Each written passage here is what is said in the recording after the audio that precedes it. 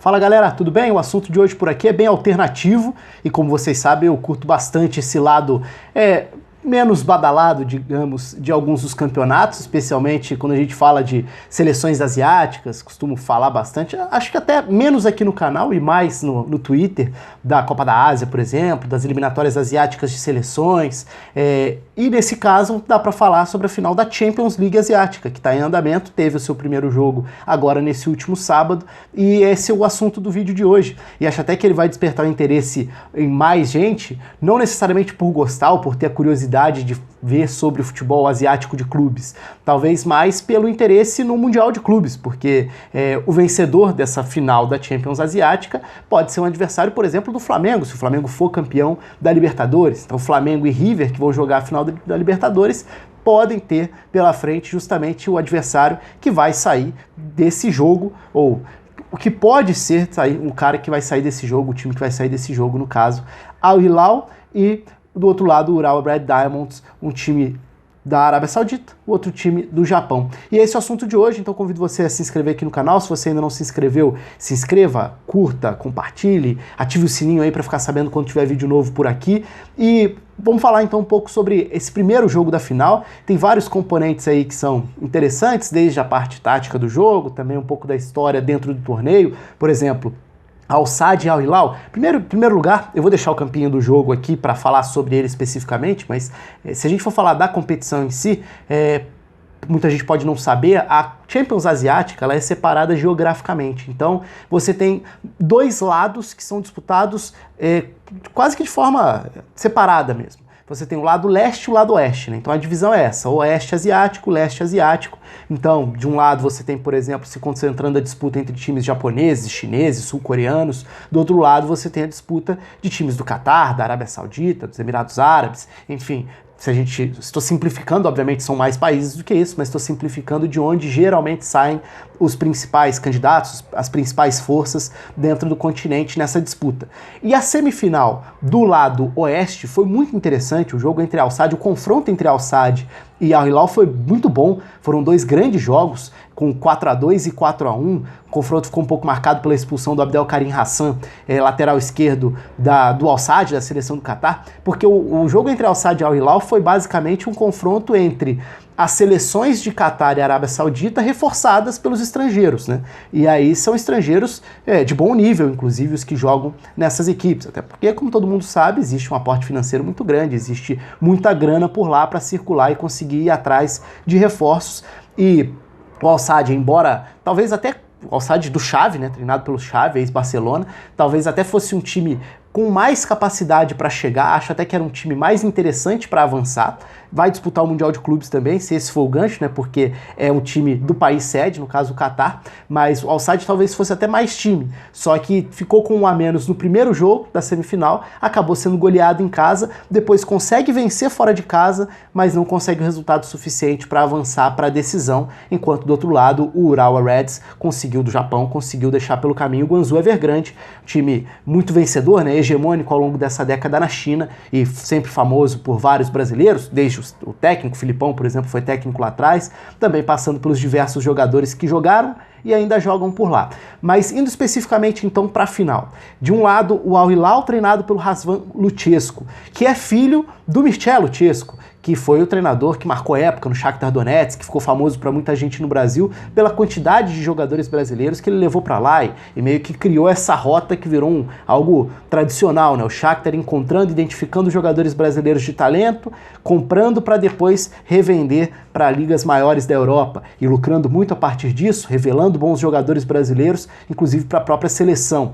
Então o Luchescu do Al Hilal é o novo treinador, entre aspas, né? Porque ele foi campeão com o PAOK, ele conseguiu um grande resultado na Grécia, sendo campeão nacional pelo PAOK, já tinha vencido a Copa da Grécia também, e agora é quem comanda a equipe. Do outro lado, o Urawa Reds, sem grandes estrangeiros famosos, sem grandes estrelas, pensando até em seleção japonesa também, mas conseguindo chegar à decisão.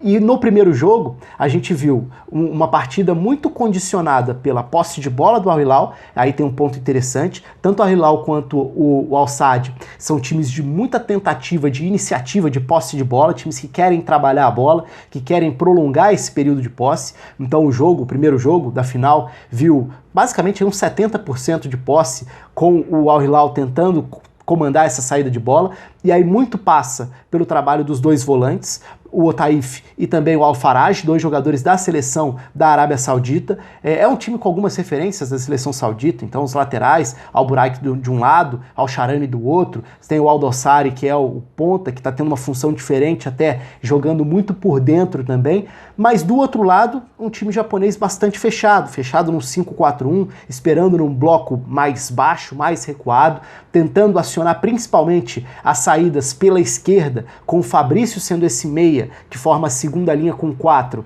para tentar dar um pouco mais de válvula de escape por ali. O Ural até chegou a ter uma outra chance no primeiro tempo, mas foi um jogo majoritariamente dominado pelo Al Hilal. Tanto na questão da posse da bola, como na questão das chances criadas também. Um time que trabalha bem a bola dentro das suas limitações, das suas capacidades. Então, com o Taif e Al-Faraj, os dois giram muito o jogo, iniciam se alternando ali a saída de bola, sempre recebendo dos zagueiros.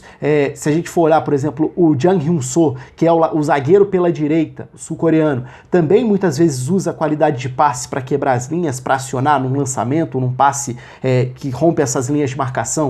O lado direito é um lado forte, porque o Carrilho talvez tenha sido o grande ponto decisivo do jogo, não apenas, entre aspas, pelo gol, mas também pelo que ele já oferecia para tentar furar o bloqueio defensivo. Se o Urawa jogava fechadinho, num 5-4-1, só o Korok lá na frente, tentando explorar uma bola longa, mas sem conseguir muito apoio, muito auxílio de quem vinha de trás, o jogo passa a ser muito de como o Al Hilal quebraria essa marcação.